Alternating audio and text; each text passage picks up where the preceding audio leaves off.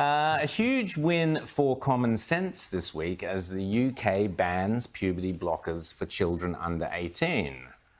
Maybe we should be thinking about doing the same thing here, but elsewhere in the West, there are still growing instances of gender ideology causing concern. Now, a great friend of this show, you'll remember him, he's been on here many times, Michael Schellenberger.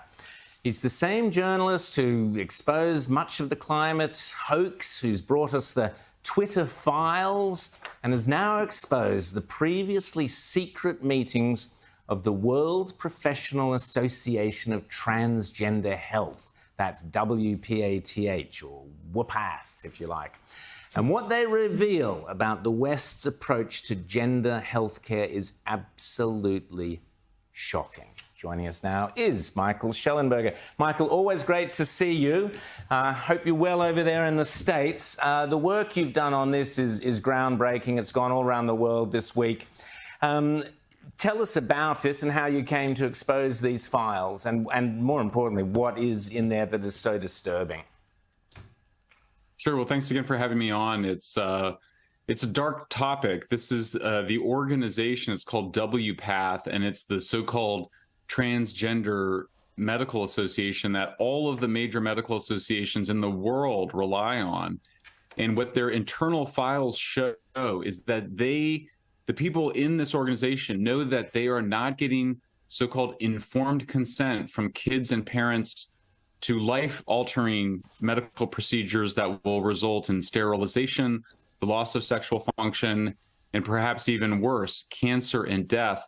We see kids as young as 10, 14, 13-year-olds with developmental delays discussed as potential patients to receive puberty blockers, as well as cross-sex hormones and surgeries. We see people with schizophrenia who are homeless discussed as candidates for surgery.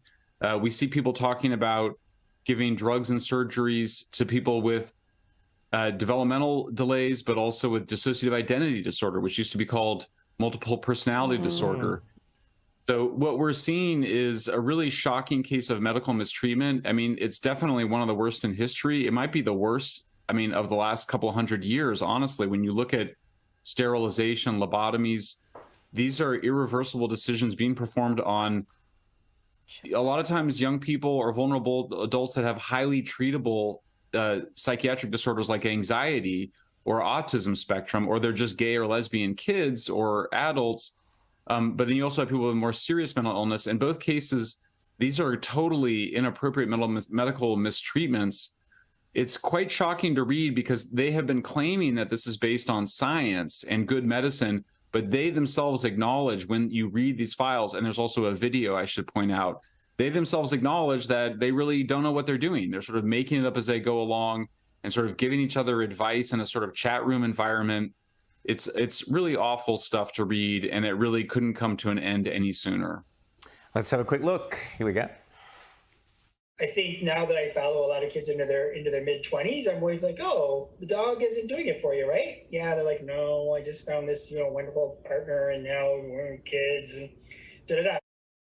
So there they're discussing the dog ain't going to do it for you. The fact that a lot of these young, confused kids having these treatments end up with all sorts of lifelong consequences, sexual function issues, infertility. And in that instance, they're talking about patients who want to have children and they find they can't. And there was such a callousness to how casually that was discussed, Michael. Det här är genuint svåra frågor. Låt oss erkänna det. Det här är svåra frågor, det här är inte enkla frågor, men otroligt viktiga för de som personligen berörs av de här frågorna. Yeah, and you really see the way that ideology is driving this. So in that same conversation, there's a point where they say, yeah, we really don't know how to explain to 14-year-olds that they won't be able to have kids in the future. They may lose sexual function. So gosh, that's something we need to figure out how to do. Well, no, the answer is stop performing these gruesome medical experiments on children. 14-year-olds can't possibly understand that they may want to have kids, in their 20s and 30s. So that's the right response, is to go, yeah, we don't know how to explain it to kids. That means that they're too young to be doing these procedures on. And yet they were sort of plowing ahead being like, oh yeah, it's this big mystery. We don't know how to deal with this problem. These are not responsible people. These are dogmatists that are in the grip of an ideology, of a pseudoscientific ideology. They think that there's multiple sexes and that you can change somebody's biological sex through medicine. That's witchcraft. That's not modern science or medicine. James. And Michael, I mean, this is one of those things, you mentioned other previous things we look back historically as monstrosities in the medical community. And this is what happens when ideology gets confused with science. But, some of the other things that were involved in these files are really disturbing. I mean, we're talking about very powerful hormones here, and we're talking about, potential even links to things like cancers and so on, to young people that would never have gotten them because they have apparently been treated with very strong hormones, which doctors don't even fully understand the effects and how these powerful things that, get released in our bodies during a very critical stage of our life work, and the things that they do to our reproductive and other systems. Yeah, that's right. In fact, there's already a response by an advocate of this so-called gender medicine where they claim that, oh, really, there's no evidence that testosterone would have contributed to these tumors on a female's liver that's described in the files. Well, in fact, we went and looked at it, and in fact, there are a large number of patient testimonies about testosterone causing liver tumors. We also see discussions of death from the use of these really radical drugs. And in fact, it turned out in that particular case of the liver cancer that the females' livers are more susceptible to the threat of testosterone because the livers of women are different. The differences. Who'd have guessed? Go figure. Who'd have guessed? Differences between men and women are not merely superficial. It's all the way down to our core physical cellular organs, our genetics. And so you're dealing with really a pseudoscientific cult.